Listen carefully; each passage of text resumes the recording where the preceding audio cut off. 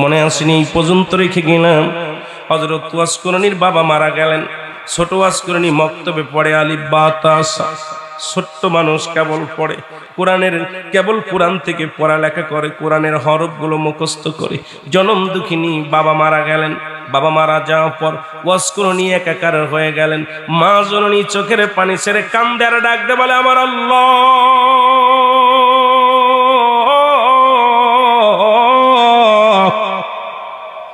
তুমি আমার স্বামীরে নিয়ে গেলা, এখন আমি এতিম সন্তান ঋণী কেমনে আমি লালন পালন করব? খাবারের কোনো ব্যবস্থা নাই, আমি তাকে কেমনে আমি লেখাপড়া করাইব? কেমনে আমি তোমার আল্লাহ, আল্লাহ আমি মেয়ে মানুষ হইয়া, মহিলা মানুষ হইয়া সন্তানের এই ভার আমি কেমনে সহ্য করব?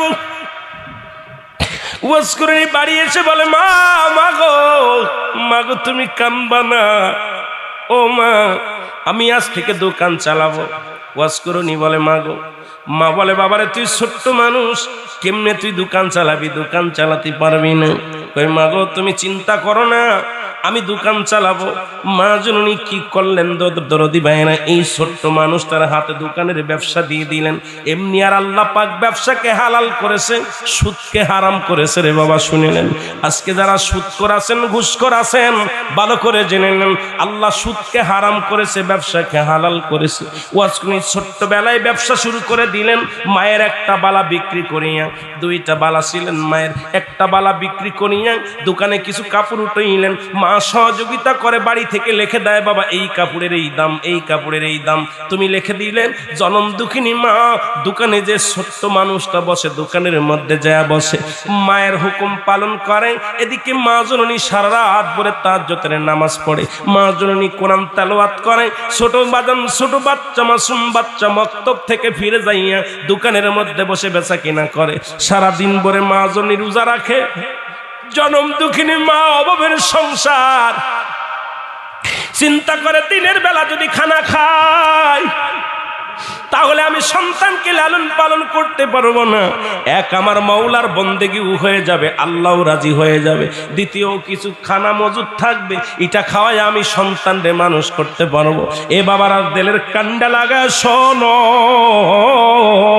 হঠাৎ একদিন এইভাবে চলতে লাগলেন, কিছুদিন 6 মাস দোকান চলতে লাগলেন। হঠাৎ একদিন রাত্রি ওয়াজ করে দোকানটা চুরি হয়ে গেল। আল্লাহু আকবার বলেন। মরার উপরে খাড়া। হযরত ওয়াজ করণীর দোকানের যত কাপড় ছিল সমস্ত কাপড়গুলো চুরি হয়ে গেল। বাড়িতে যখন মক্তব থেকে লেখাপড়া করে, মাদ্রাসা থেকে লেখাপড়া করে যখন দোকানে গেলেন, যা দেখে দোকানের ছাপটা খুলিয়া দেখে রে দোকানে কোনো কাপড় নাই, সমস্ত কাপড়গুলো চোরে চুরি করে নিয়ে গেছে। বাড়ি আসলেন, জনম দুঃখিনী মায়ের কাছে বলে, মা মাগো, মাগো আমার দোকানের মাল চুরি হয়ে গেছে। জনম দুঃখিনী মা সান্ত্বনা দেয়, ডাকতে বলে, বাবা এই সম্পদের মালিক আমার আল্লাহ, দেওয়ার মালিক আমার আল্লাহ। এই দুনিয়ার মধ্যে আমারে পাঠাইছে, বাবা তোমারে পাঠাইছে, রিজিকের মালিক আমার আল্লাহ। ধৈর্য ধারণ করো বাবা, ধৈর্য ধারণ করো, আল্লাহ সাহায্য করবে। জোরে জোরে চিল্লায় বলো মারহাবা। এ দরদি বন্ধুরা শুইনা নাও, ওয়াজ করনি ক্ষুধার্ত অবস্থায় 3টা দিন কেটে যায় রে।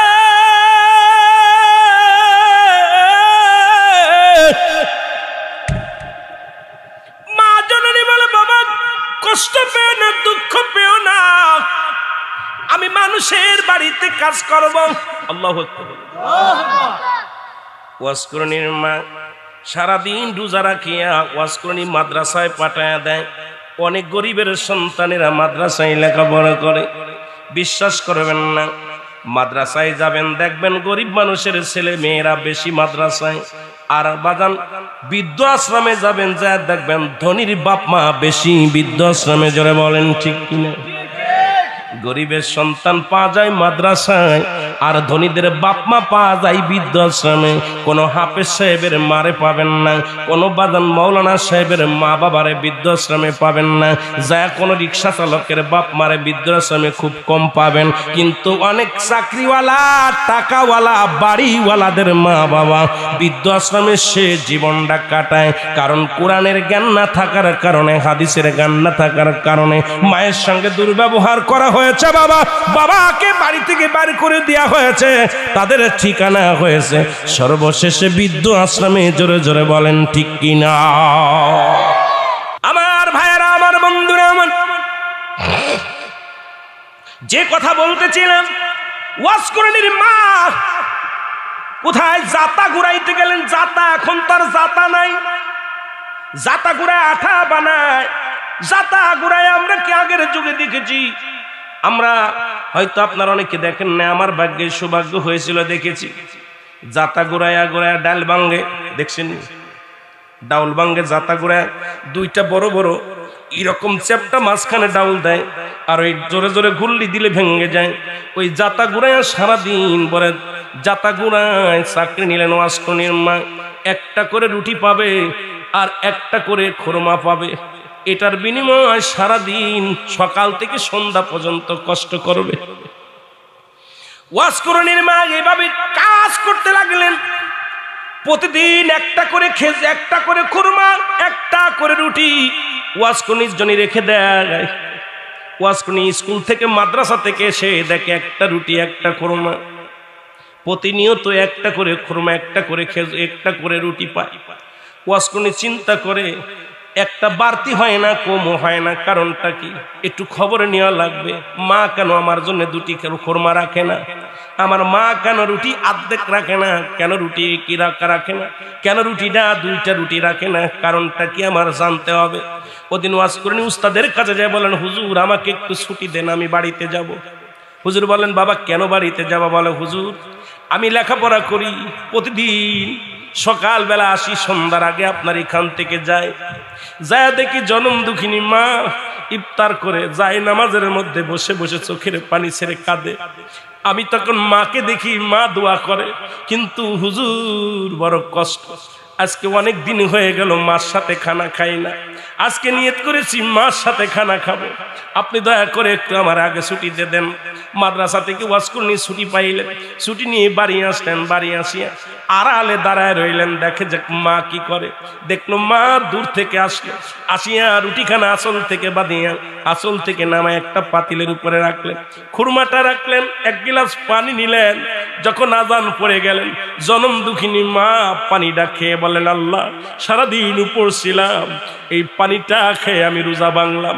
আল্লাহ আমার মাসুম বাচ্চা, আল্লাহ আমার সন্তান কোরআনের জ্ঞান শিক্ষা করতে গিয়েছে, আল্লাহ আমার মাসুম বাচ্চা কোরআনের জ্ঞান, কোরআন পড়ে, আল্লাহ কত কষ্ট হয়, ব্রেনে কত চাপ পড়ে, না জানি একটা রুটিতে আমার সন্তানের পেট ভরে না, একটা খুরমায় সন্তানের পেট ভরে না। আল্লাহ আমি যার বাড়িতে কাজ করি সে তো দুটি রুটি দেয় না, আমিও আর পারছি না, গায়ের বল পড়ে গেছি, আমি কেমনে করি সন্তানের এইভাবে লালন পালন করব। একটু পানিটা খায় আল্লাহর দরবারে শুকরিয়া আদায় করতে লাগলে। জনম দুঃখিনী মায়ের এই প্রার্থনা দেখে একটা দড়ি এসে মাকে বলে মা, মারে সত্যি করে বলো মা, তুমি যে বাড়িতে কাজ করো সে তোমাকে বিনিময় কি দেয়? কয় বাবা রে আমি লুকাইব না, আমি আর পারছি না রে বাবা, আমি লুকাইব না, তোর কাছে লুকাইব না। যে বাড়িতে আমি জাতা ঘুরাই, সারাদিন জাতা ঘুরাইয়া একটা করে রুটি পাই, একটা করে খুরমা পাই বাবা, আমি সেখানে যা যখন জাতা ঘুরাইতে যায় বালতি দিয়া পানি উঠাই, এক গিলাস পানি পান করি, এক কোটি পানি পান করি, আবার ওই পানি পান করিয়া কি করি, শুরু করি রোজা রাখা শুরু করি। ওই সেহরির সময় আমি পানি দিয়া রোজা করি, রোজা রাখি, আবার পানি দিয়ে ইফতার করি। বাবারে ওই রুটিটা তোমার জন্য রেখে দিই, তুমি পেট ভরে খাওয়া। আর বাবা আমি মুরব্বী মানুষ, আমার ক্ষুধা লাগে না, পেট ভরা আমি খাই না, এই জন্য খাই না। জনম দুঃখিনী মায়ের মুখের মধ্যে দুটি চুমা দিয়ে ডাক দিয়ে বলো মা, মা গো, মাগো তুমি যদি পানি খেয়ে রোজা রাখতে পারো, রোজা ভাঙতে পারো, মা আমি কেন পারবো না? আজ থেকে আর এই রুটি আমি খাবো না রে মা। মাকে অর্ধেক ভাগ করে দিলেন, খুরমার অর্ধেক ভাগ করে দিলেন, বললেন মা গো, ও মা তুমি যাও, আগামী দিন দাবি করবা যে আমার একটা সন্তান আছে, এই সন্তানের জন্য একটা করে রুটি বেশি দেয় কিনা মা চেয়ে দেখবা। যে চলে গেলেন, ইহুদির বাড়ি চলে গেলেন, যে বললেন বাউ মা, মা গো আমার কলিজার টুকরা সন্তান মাদ্রাসায় লেখাপড়া করে, একটা রুটি যদি বাড়ায় দিতেন আমার সন্তানটা খেয়ে লেখাপড়া করতে পারতো। মা কি করলেন, মাকে ধমক দিয়ে বাড়ি থেকে বের করে দিলেন। এসে দেখে ওদিন আসলেন, বাদান আসিয়া দেখে ঘরের মধ্যে কোনো খাবার নাই। ওয়াসকরণী মাদ্রাসা থেকে এসে দেখে কোনো খাবার নাই, পানি নাই, কোনো খোরমা নাই। মা জননী চোখের পানি ছেড়ে ছেড়ে কাঁদতেছেন। মায়ের কান্না দেখে আর সন্তান ডাকতে বলে, মা মা গো তুমি কেন কান্দো? বলে, বাবা আজকে আমার কাজও দেয় নাই, খুরমা আমি আজকে খুরমা আনতে পারি নাই, তোমার জন্য রুটিও আনতে পারি নাই। বাবা তুমি কি খাবে, এই জন্য কাঁদতেছি। সন্তান বলে, মা গো, ও মা তুমি না ধৈর্য ধারণ করা শিক্ষা দিছো আমারে মা গো, সেই মালিকই আমারে খাওয়াইবি, মালিক আমারে পড়াইবে মা গো। মা গো তুমি টেনশন করো না, আমিও না খেয়ে থাকবো মা গো, আগামী কাল থেকে আমরা কারুর কাজ করব না। মা গো তুমি দেখো কোনো সম্পদ আসেনি ঘরের মধ্যে।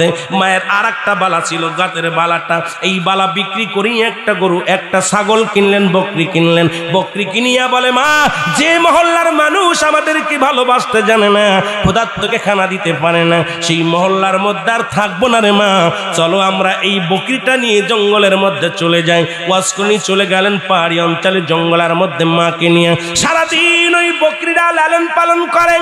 মা জননী ওই বাদানরে মা জননী কে ওই দুধ দোয়ান করে, বকরির দুধ দোয়ান করে, এটা দুই মাই প্রতি ভাগ করে খায়। আর সারাদিন বলে হযরত ওয়াসকরণী জিকির করে, মাও জিকির করে, আল্লাহর জিকির করে।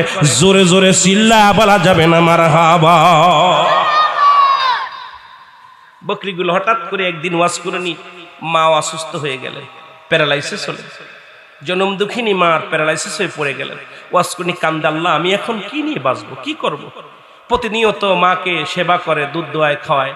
হঠাৎ করে হযরত ওয়াসকরণী একদিন হঠাৎ করে দেখে বকরিটাও হারায় গেছে। এদিকে মা অসুস্থ, বকরিটাও হারায় গেছে। বকরি খুঁজতে খুঁজতে ওয়াসকরণী সারাদিন চলে যায়। সন্ধ্যা গনিয়ে আছে, দেখে একটা জঙ্গলের ভিতরে একটা মুরব্বী মানুষ জিকির করতেছে, লা ইলাহা ইল্লাল্লাহ লা ইলাহা। উনি আস্তে আস্তে করে তার কাছে গেলেন, যে বললেন, কে গো তুমি? আসসালামু আলাইকুম। দরবেশ বাবা, কে গো আপনি? কয় কে তুমি? আমি ওয়াসকরণী। কয় আপনি কেন এখানে? কয় আমার একটা বকরি হারায় গেছে, আমি মাকে নিয়ে বড় কষ্টে আছি, আমার বকরিটা একটু কি করেন, আমার বকরিটা তো খুঁজে পাই না। বলে, বাবা যাও জঙ্গলের ভিতরে, যাও জঙ্গলের ভিতরে। এবার জঙ্গলের ভিতরে যা দেখে বকরি জঙ্গলের ভিতরে পাতা খাইতেছে, গাছের লতা পাতা খাইতেছে। বকরিটারে নিয়ে চলে আসলেন। এবার সারা রাত পরে ওই পাগলের কথা মনে পড়ে গেল। হযরত ওয়াসকরণী সারাদিন পরে ওই বকরি নিয়ে জঙ্গলের কাছে যায়, আর ওই পাগলটার কাছে যে আল্লাহর শেখ পাগলের সাথে দুজন সারাদিন বসে বসে জিকির করে, ইল্লাল্লাহু ইল্লাল্লাহ লা ইলাহা, আরো জোরে লা ইল্লাল্লাহ বলো, লা ইলাহা। এ ভাইরা আমার, বন্ধুরা জিকির করতেছিলেন। জিকির করতে করতে মা জননী সারাদিন ভরে জিকির করে, আর সন্ধ্যা লাগলে মায়ের কাছে আসিয়া মায়ের সেবা যত্ন করে। মা জননীর পায়খানা মোছায়া দেয়, পায়খানা প্রস্রাব বিছনার মধ্যে করে মা জননীকে সেবা যত্ন করে। হযরত ওয়াসকরণী এত সুন্দরভাবে সেবা যত্ন করে। হঠাৎ করে একদিন শুনতে পাইলেন হযরত ওয়াসকরণী কি যেন বলে, ওয়াসকরণী তুমি জিকির করো, পাগল হয়েছ, তুমি কি খবর রাখছো নি? রাহমাতুল লিল আলামিন আমার নবীজি যুদ্ধের ময়দানে যা দাঁত হারায় ফেলেছে, দান শহীদ হয়েছে। ওয়াসকরণী নবীজিকে এত ভালোবাসলেন, ভালোবাসিয়া কারে আমার নবীরে আমি ভালোবাসি, আমার নবীজির কোন দাঁতটা ভাঙছে আমি জানি না। ওয়াসকরণী নিজে পাথর হাতের মধ্যে নিলেন, হাতের মধ্যে নিয়ে একটা নয় দুটি নয়, সানাই উলিয়া সানাই সুপনার সমস্ত দাঁতগুলো পাথর দিয়া ভেঙে ফেললেন। একটা নয় দুটি নয়, করতে করতে 32টি দাঁত রাখলেন না। আরে আমার নবীজি খানা খাইতে কষ্ট হবে, আমি ওয়াসকরণী দাঁত রাখবো না, আমার নবীজির কষ্ট হবে, সেই কাজ আমি করব না। আমি নবীর আশিক হইয়া নবীর প্রেমে আমি পড়িয়া দাঁত রাখবো না। এ মুসলমান শুনে নাও, কিন্তু পাগল হয়ে গেলেন, উনি যাইতে পারেন। এদিকে কেমনে যাবে? মা অসুস্থ, মাকে থুয়া কেমনে যাবে?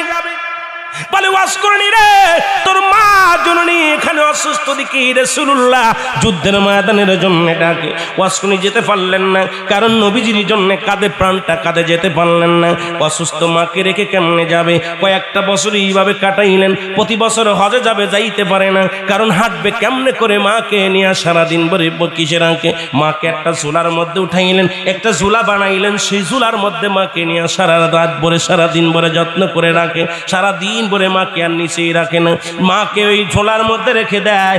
আর সুখ যখন প্রস্রাব পায়খানা করে আবার এই ঝোলাটা পরিবর্তন করে, মায়ের কাপড়টা বদলায় দেয়। মা কষ্ট পাবে বলে মাকে মাটিতে শোয়ায় না, সারাদিন ভরে মাকে ঘাড়ের মধ্যে নিয়ে টানে। ওদিকে রাহমাতুল লিল আলামিন বাবা নবীর প্রেমে কিন্তু দাঁতটা হারাইলেন। আমার নবীজি সাহাবীদেরকে ডাকলেন, বাবা অনেক লম্বা ইতিহাস, সাহাবীদেরকে ডাকলেন, ও আমার সাহাবীরা, আমি নবী দুনিয়া থেকে বিদায় নিব, চিরদিন থাকবো না। যাবার আগে আমি তোমাদের একটা বকশিশ দিতে চাই। যাবার আগে আমি তোমাদেরকে আমার গায়ের জুব্বা মোবারক আমি তোমাদের মধ্যে একজনকে আমি এটা দান করতে চাই। জোরে জোরে বলেন মারহাবা। আল্লাহর নবী সাহাবীরা বলে, হুজুর এই লোকটাকে? নবীজি বললেন, শুনে নাও, তার পরিচয় আমি দিয়ে যাই। তার বাবার নামেই তার মার নামেই তার গঠন হবে, তার বর্ণ হবে, তার চেহারা হবে শ্যামলা কালার। মানুষটা হবে মিডিয়াম, না বড় না ছোট, মিডিয়াম বর্ণ হবে। বুকের পাটাটা হবে উঁচু, একদম সিংহ পুরুষের মতো হবে। হাতের মধ্যে লাঠি ঘুরাইয়া বকরি চড়াইতেন, ওই হাতের মধ্যে একটা পাউডের দাগ হয়ে গেছে, পাকড়ের দাগ হয়ে গেছে। ওয়াজকনির কানের নিচে একটা তিলা আছে। জোরে বলো মারহাবা। বুঝে নিয়ে নবীর আশেকের প্রেম। এ মৌলবীরা হন বাবা, অনেক ওয়াজ আছে, করতে পারতাম না, নিজের দেহ কুলাচ্ছে না, আর কথাও বলতে পারতেছি না। এই জন্যই বাবা গল্প করেই কাটাই আজকে, যেটুকু যে সময় পেয়েছি একটু কথা বলে যাই। আমার দাদু ভাইয়েরা কানের নিচে একটা তিল আছে, সুবহানাল্লাহ বলেন না? আরো জোরে বলেন।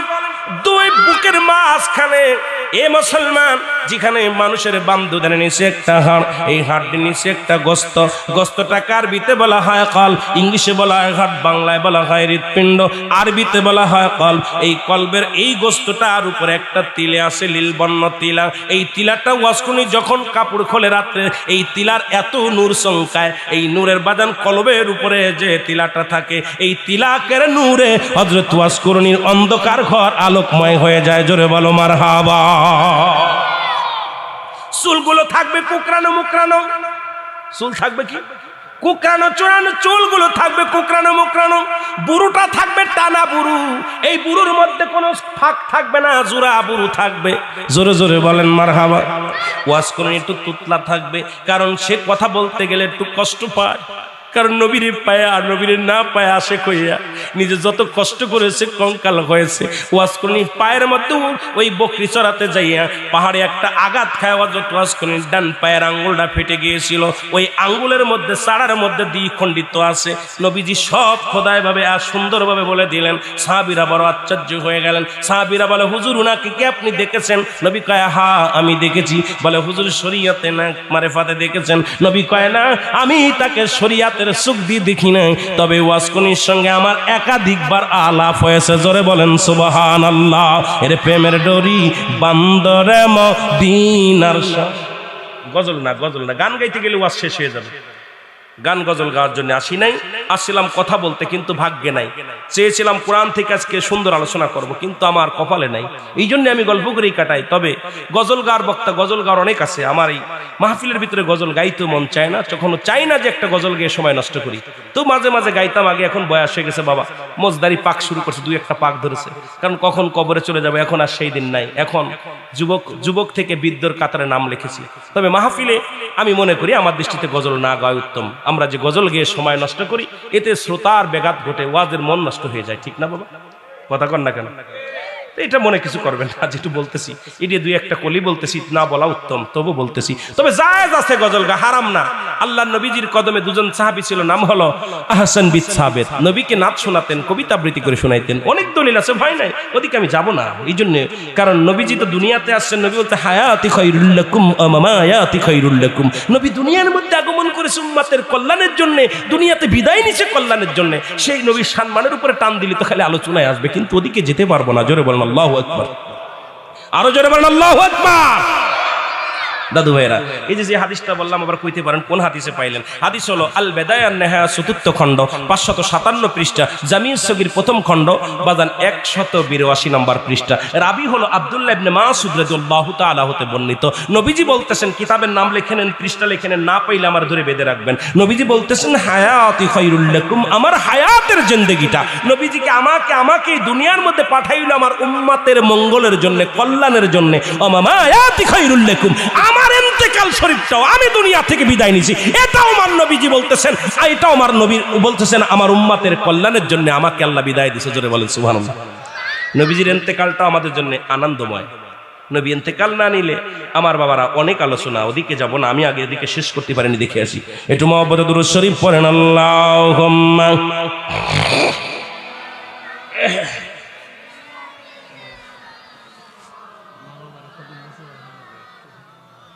ওইটাই প্রথম শুরু করছি। ওয়ালা আলি মাওলানা। এ ভাইরা আমার, বন্ধুরা আমার, ওয়াজ করণীর বিবরণ দিলেন নবীজি। বললেন হুজুর উনি কখন আসবে?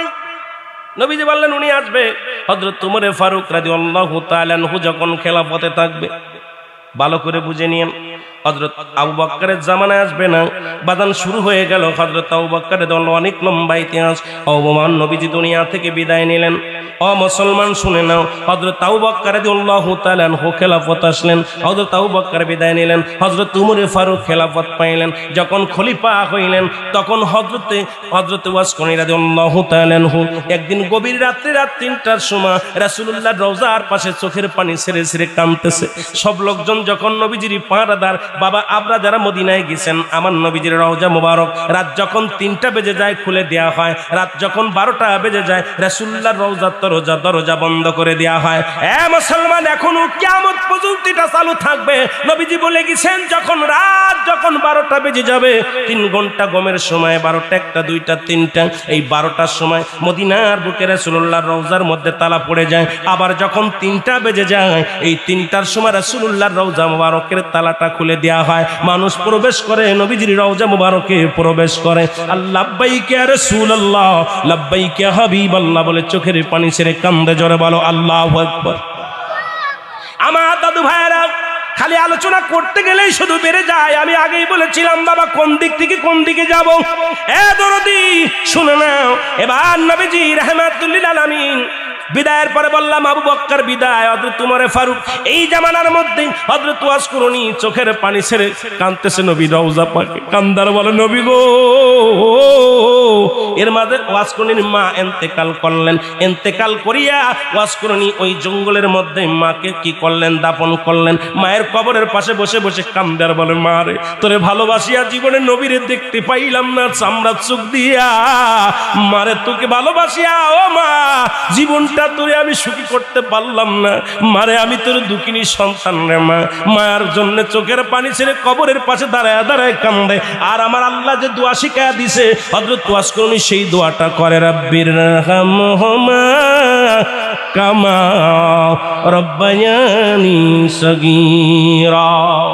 আল্লাহু আকবার বলেন না। আমার ভাইরা, আমার বন্ধুরা, আমার কবর থেকে হামাচ ওয়াসকুরনি রে আর কান্দিস না, আমি মা তোর পরে রাজি হয়ে গেছি, খুশি হয়ে গেছি। তুমি যাও, তোমার বিদায় আমি দিলাম, বিদায় দিলাম। তুমি আমার নবীর রওজা মুবারকে জিয়ারতের উদ্দেশ্যে রওনা হয়ে যাও। নবীর রওজা পাকে যায় ওয়াসকুরনি কান্দে, চোখের পানি ছেড়িয়া কান্দার বলে ইয়া রাসূলুল্লাহ, ইয়া হাবিবাল্লাহ, বলো ইয়া রাসূলুল্লাহ। আরো জোরে বলেন ইয়া রাসূলুল্লাহ, ইয়া হাবিবাল্লাহ, বলো ইয়া রাসূলুল্লাহ। পাই যদি নবী গো আপনার দিদার, মৌতের যত না থাকিবে না আমার, দয়া যে করিয়া দিয়েন গো দিদার। ইয়া রাসূলুল্লাহ, ইয়া হাবিবাল্লাহ, বলো ইয়া রাসূলুল্লাহ।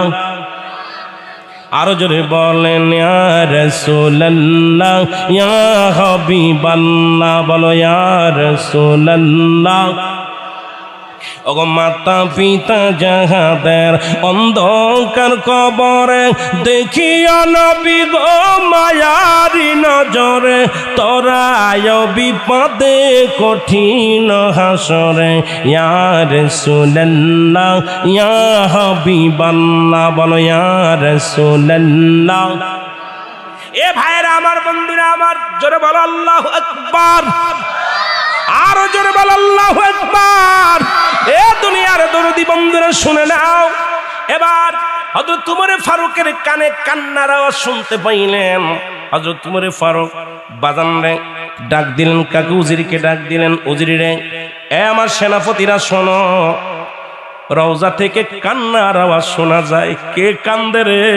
তোমরা খবর নাও। দৌড়ে আসলেন, এসে দেখে গায়ের জামাটা ছিঁড়া, গায়ের কাপড়টা ছিঁড়া, গায়ের লোমগুলো বড় বড়। যে রকম দেখেছিলেন ঠিক সেইভাবে ওই পাগলটা নবীর রওজার মধ্যে সিজদায় পড়ে কান্দে। নবীর রওজা ধরে চোখের পানি ছেড়ে কান্দে। হে দরদি বন্ধুরা শোনো, নবী গো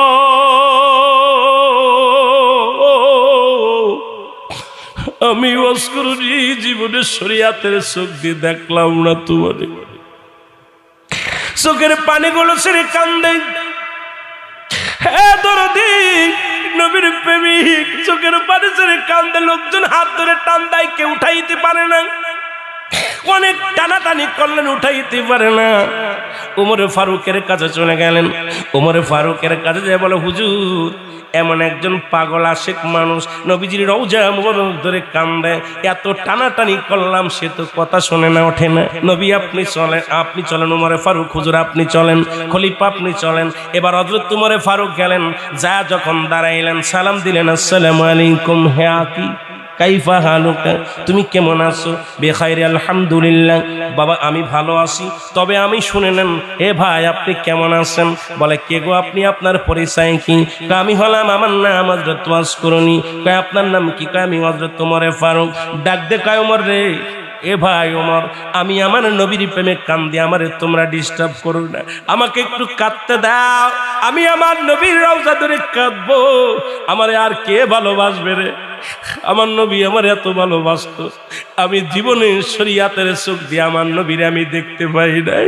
তোরা আমার ডিস্টার্ব করিস না, আমি আমার নবীরে ডাকবো, নবীর জন্য পাগল আমি, আমার একটু ডিস্টার্ব করবে না। হযরত উমর ফারুক ডাকতে বলে, ভাই ও ভাই আর কান্দো না, তুমি নিশ্চিত ওয়াজ করিনি? বলে, জি আমি ওয়াজ করিনি। এবার তাকা দেখে রাসূল যা বলেছিল, বুড়োটা টানা টানা, সিনাটা সিংহ পুরুষের মতো। এবার কানের নিচে একটা তিল, হাতটা বললেন হাতটা উঁচা করো। এবার হাতের মধ্যে দেখলেন একটা বাজানডে পাকড়ের দাগ, একটা পাকড়ের সাদা দাগ, লাঠি মুবারক টানতেন। এ পায়ের দিকে তাকা দেখে ডান পায়ের আঙ্গুলটা ফাটা। যা যা বলেছিল রাসূলুল্লাহ সব কিছু মিল পেয়ে গেলেন। এবার হযরত উমর ফারুক ডাকতে বলে, ভাই আপনার কাপড়টা খোলেন। এবার উনি গায়ের পোশাকটা করলেন, খোলা দেখে রে এই বুকের ভিতরে যে তিলা মুবারক ছিলেন, শোভলাবান সবুজ বর্ণের একটা তিলা মুবারক ছিল, যা দ্বারা নূরের আলো ঝলক মারতেন। হযরত উমর ফারুক দেখতে পাইলেন, দেখা পার বললেন, ভাই আমি আপনার কাছে জানতে চাই, আপনি কি আমার নবীজিকে শরীয়তে কোনোদিন দেখছেন? এবার হযরত ওয়াজ করে ডাকতে বলে, হুজুর জীবনে কোনোদিন আমি শরীয়তের চোখ দেখি নাই, তবে আমি চক্ষু দুটা বন্ধ করলে আমার নবীরে আমি দেখতে পাই। আরো জোরে বলা যাবে না? বলেন নবীজিকে দেখছে, একটু বিবরণ দাও। বলে, আমার নবীজির পুরো দুটো ছিল টানা টানা। ওয়াজ করে বিবরণ দেয়, নবীজির বিবরণ দিতেছে। শোনেন ভাই উমর, আমার নবী কেমন ছিল? আমার নবীর গঠনটা ছিল এইরকম, আমার নবীর চেহারা ছিল এইরকম, আমার নবীর এইরকম কান দুটি ছিল এইরকম, হাত দুটি ছিল এইরকম, চোখ দুটি ছিল এইরকম, মুখের হাসি ছিল এইরকম, দাড়ি মুবারক ছিল এইরকম। সবচেয়ে বড় মজার বিষয়, রাসূলুল্লাহর ডান কানের নিচে সুন্দর একটা সবুজ বর্ণের তিলা ছিল, যে তিলার মধ্যে সদা সর্বদাই রাসূলুল্লাহর এই সবুজ তিলার মধ্যে সব সময় ঝিলিক মারত আগুনের নূরের, ওই নূরের ঝলকটা উম্মতের চোখে যে পড়তো। এটা আমি বাবারা শুই না নাও। যখন বিবরণ দিতে লাগলেন হযরত উমর ফারুক চোখের পানি ছেড়ে কান্দার বলে, ভাই রে আমরা কাছে থেকে আমার নবীরে চিনতে পারি নাই। আমি উমর, খাত্তাবের বেটা উমর, আমার রাসূলুল্লাহর কাছে থেকেও এত কিছু বিবরণ দিতে পারবো না, কারণ তুমি আমার নবীর কত ভালোবাসতা। আজকে নবীজির বিবরণ তুমি যেভাবে দিছো, আমি উমর সত্য কথা বলতেছি, তুমি সত্য বলেছো, সত্য বলেছো। আমি আমার নবীজির যে বিবরণগুলো দিছো সব বিবরণই সত্য বলেছো। জোরে জোরে বলেন মারহাবা। ভাই, তোমার জন্য একটা পুরস্কার আছে যেটা রাসূলুল্লাহ রেখে গেছে, দাঁড়াও একটু অপেক্ষা করো। হযরত ওমর বললেন, উজিরকে ডাক দিয়ে বললেন, জলদি আসো। এবার চলে আসলেন, আসিয়া বললেন, কি নিয়ে আসো? কই কি নিয়ে? গায়ের কি নিয়ে আসো? জুব্বা মুবারক নিয়ে আসো। এই জুব্বা মুবারক নিয়ে আসলেন, হযরত ওয়াসকুরনির গায়ের মধ্যে দিয়ে দিলেন। ভাই, এই দুনিয়ার মধ্যে তুমি নবীকে এত ভালোবাসতা, তুমি নবীর প্রেমিক, এর মধ্যে কোনো সন্দেহ নাই। এই জুব্বা একমাত্র তুমি পাওয়ার যোগ্য। এই নাও, আমাকে বুঝা, এই ঋণ থেকে বাঁচাও, তোমার এই বোঝাটা তুমি নাও, আর আমার জন্য দোয়া করো, আমি ওমর যেন সদা সর্বদাই আমার নবীকে যেন আয়নার মতো, দর্পণের মতো দেখতে পায়। জোরে জোরে বলো মারহাবা। মার দোয়া সুবহানাল্লাহ বলেন না, একদিকে বলেন, একদিকে কি, একদিকে কি মার দোয়া, আর একদিকে রাসূলের মহব্বত থাকার দরকার আছে কিনা? জোরে বলেন আছে কিনা? আমার দাদু ভাইয়েরা মা বাবার খেদমত করবেন, রাজি আছেন তো? আমার ভাইয়েরা, আমি অল্প একটু আপনাদের কষ্ট দিব আজকের এই মাহফিলে। আমি অসুস্থ মানুষ হইয়াও শুধু আমার অবস্থা খুব কাহিল, আমি নিজেই বলতে পারতেছি না, হাত পা কাঁপতেছে। শুধু আপনাদের জন্য এই মাহফিলে আমি আপনাদের জন্য একটু কাজ করে থুয়ে যাব। সেটা হলো, আজকের মাহফিলে তাবারক আছে না? জোরে বলেন তাবারক আছে। আপনাদের কাছে আমি আগামী মাহফিলের জন্য আমি আপনাদের তাবারকের ব্যবস্থাটা করে